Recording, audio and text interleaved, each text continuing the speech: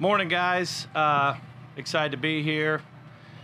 Any questions you got? Let's get her going. How have you attacked the new rules? Like, wait, go back to when you knew what was happening back at the owners' meetings in March, through off-season, through now. Like, what's that planning been like to attack it? I think that's an interesting choice of a words, attack. There's so much humility that's got to be baked into this deal because no one's ever done it.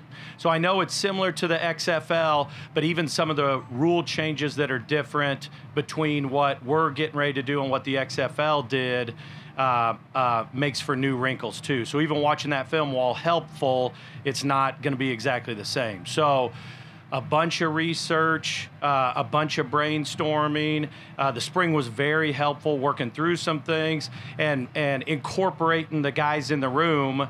The players are probably underestimated a lot of times for how much football they know, how smart they are, how creative they are. So we had times during the spring when we said, hey, what do you guys see in here? What do you think? So experimenting in the spring and really trying to learn and see where the issues are and see how we can capitalize both ways. As a coach, and how much does this reinvigorate you? Because you've got to learn something all over again and you get to teach it up.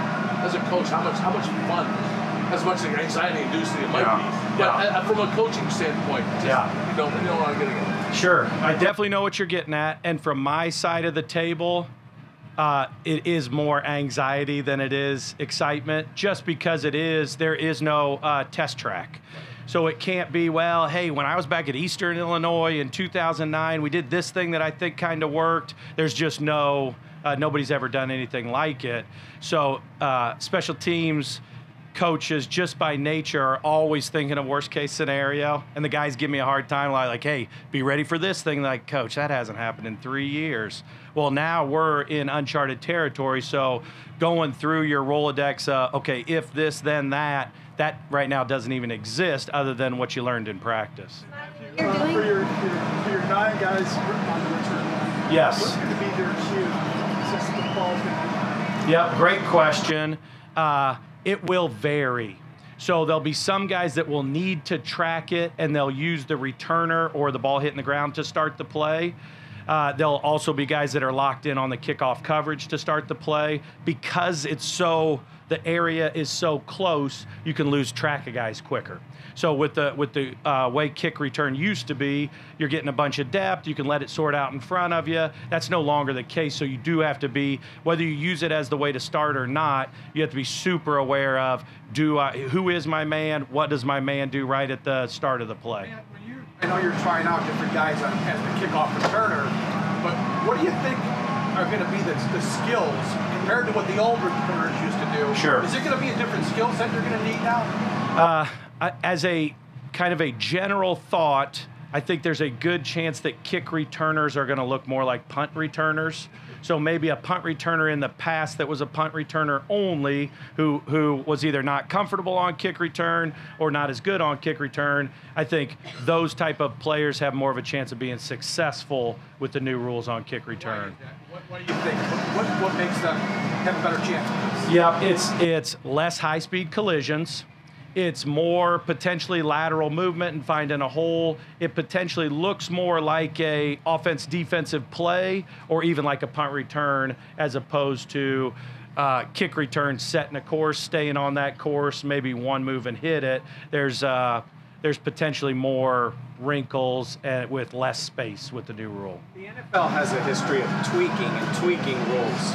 This is about as substantial as it gets. Did you ever have, I don't know if with other special teams coaches around the league, maybe off season, talk to people about what they're thinking before you really dig into it? Yes and no. Guys around the league that I'm close to, we would talk probably in generalities because it is so new. You don't want to, if you think you figured something out, you don't, especially if you're playing that guy. So there was a lot of collaboration getting to the point of where the rule is now with all 32 special teams coordinators. But as far as, hey, what are you seeing? What's your plan? What are you going to do? As you can imagine, there's a lot less of that. Would you like a Brown State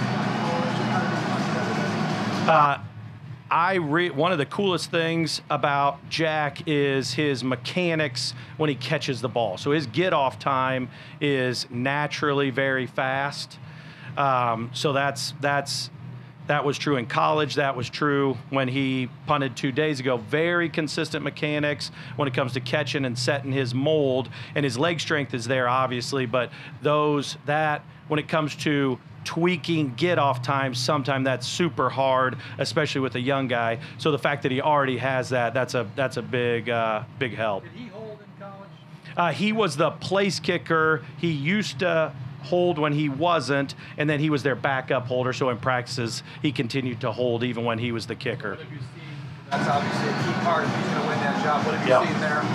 Real good. He's got good hands. It's a matter of, once you're working with a new kicker, finding out what's that kicker like, what kind of lean does that kicker like.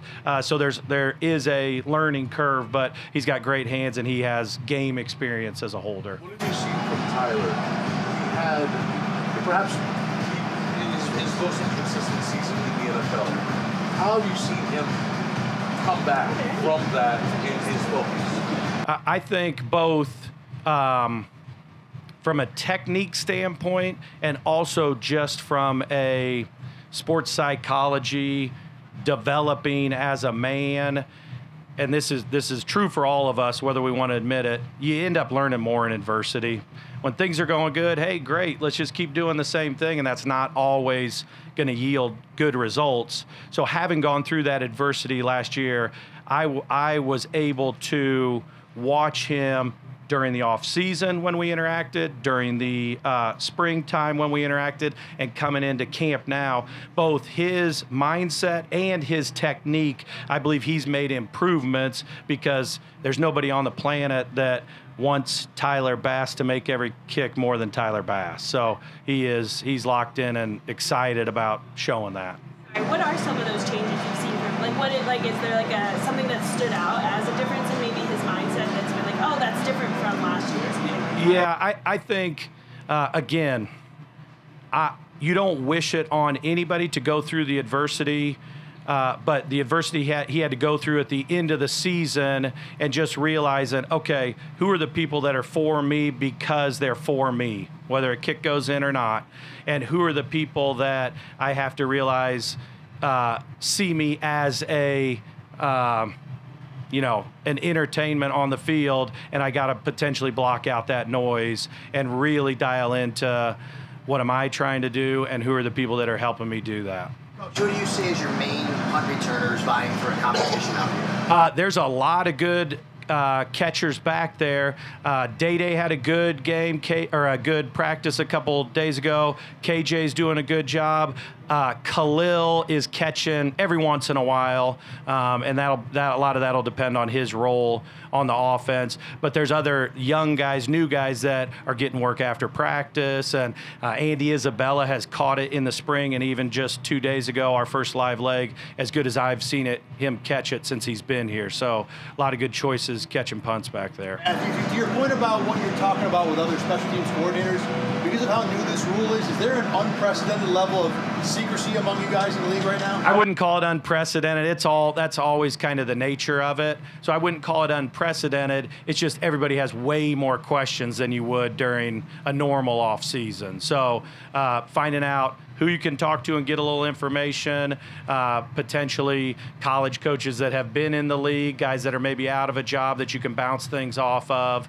So I wouldn't call it unprecedented. It's just more obvious because of the new rules. Is it more difficult to answer those questions then because of the situation you're in? No, I think you're always a little bit guarded. So you're just trying to figure out, how can we share enough information that it's kind of confirming some things that we both already knew, as opposed to trying to break new ground if you are having one of those discussions. How much do you think there's going to be that cat and mouse game in the preseason?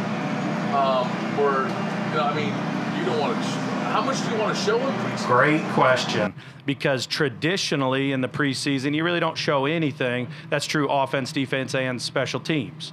So there's a good chance that the preseason will look different than the regular season when it comes to the new kickoff rule. Because even if you look at last year with the fair catch, well, in the preseason, you're not going to fair catch a ton because you want to see guys return. And on the other side, you want to see guys make tackles. So in the preseason, you're willing to be probably more open to letting balls get returned and wanting returnable balls, and that may not be the case in the regular season. So do you think you're going to use that special teams coordinators are going to use the preseason for more experimentation? Potentially more experimentation, but you also got to be careful what you're showing. So everybody's going to be on pins and needles watching those first preseason games because maybe there's a team that's doing something like, holy cow, okay, yeah, we got to start messing around with that. And it may just be confirming, okay, we thought that was going to look like that too.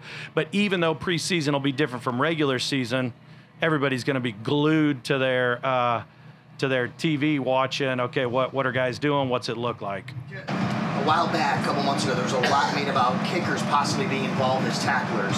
So how do you do that? Like, do you think there's too much made of it? Is that something you're concerned about? I think that is something that exists with the new rule, probably mostly because there's a great chance to get to the second level by returners. But the stats that were used were from that XFL film, and the one big difference or multiple difference, but one difference in the XFL, it was 10 on 10 and all singles. So you immediately go down to it now being returner versus kicker. So as a kickoff team with this new rule, you either are using a cover guy to kick, and that's pluses and minuses, or you're figuring out how to protect your kicker. No one is going into it saying, I think T. Bass is going to be our leading tackler. That's bad business right there. So you got to you'll have to figure out one or the other depending on who's kicking the ball for you. Because it's such a short kick, would you consider using somebody else who could be a tackler? You could, and it's only a short kick because you're trying to get it just past the 20. Right. But you may not necessarily just want to kick it to the 20 because they still have to run farther if they catch it at the 1. And then depending on how good that cover guy is, that positional player that's kicking, he may have less choices with what he can do with the ball. So you're potentially sacrificing that where you'd gain that from your kicker. In uncharted territory, you talk about the spring being a good time to experiment with players. Why was it important to get their insight into something that you probably need all hands on deck to figure out? This is my philosophy.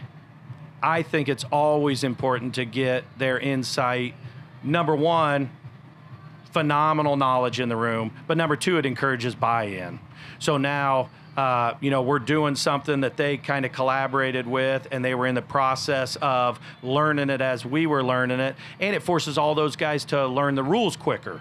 Okay, if coach is asking me what my ideas are here, I have to know what are the alignment rules, what can I take advantage of. So I think that was a big part of what we did in the spring, and it also encouraged, and this was one of the biggest lessons I learned last year, it doesn't matter how different, for us the roster is different this year. And so it's easy to say, okay, new year, new kickoff rule, it feels more like starting from scratch a little bit. It should be like that every year. So even if you have a lot of the same guys coming back, new year, new start, how are guys fitting in? How are they working together? How are we communicating and collaborating? But every year, no matter what your roster looks like, you're starting over in some aspects. I believe there's some excitement with these players learning something new. I mean, some of these special teamers have been special teamers for a long time. Some of them are rookies. But do you feel like they're a little bit reinvigorated to try something new and be able to maybe have a huge impact on the game this first season? Yes. They also have the same nerves of what's it going to look like? How's it going to turn out? What's going to be their part of it? So I think a lot of that'll come once we start getting in games and really seeing what other teams are doing, what kind of balls that you're able to return. So I think that'll come with it, with us as coaches and players, and same with the fans as they start to watch it and learn it. And okay, holy cow, this is. I'm not going up and refilling my popcorn. I got to see what happens on this play. Going off of that, how much have you been able to enjoy it from a problem-solving standpoint? I remind myself that, hey, I'm a problem solver. I like solving problems. And then I go back to thinking, oh no, what if this, what if that? So enjoy. Just my personality in general is probably not my wheelhouse, but it is a challenge, and it will be weekly. Because even we were able to really, you'd kind of get a pattern of a certain team, a certain coordinator, a certain head coach. Well, we may be going through this year where you say, okay, we're ready to play this opponent. They've done this the last 3 weeks. In the old days, you say, okay, good, I know what to prep for. You don't know that they're not going to come out against you and it look completely different. So that type of problem solving will be in the forefront throughout the entirety of the season.